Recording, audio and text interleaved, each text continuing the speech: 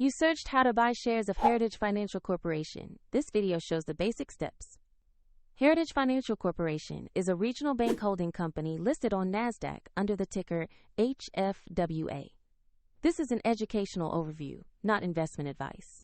To buy HFWA, you need a broker account. We use eToro as an example to show the process. After registering, you will need to verify your account, typically by uploading an ID, and add funds before you can place any orders. Use the platform search box and enter the ticker HFWA to find the right listing. Confirm the result matches Heritage Financial Corporation before proceeding to the stock page.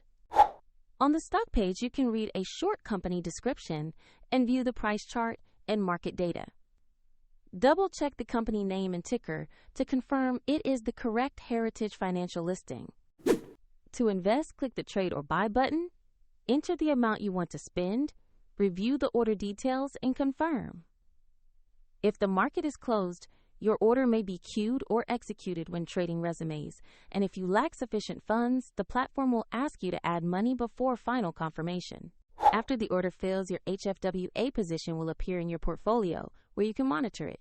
For convenience, the link to eToro is in the video description if you want to follow the same example.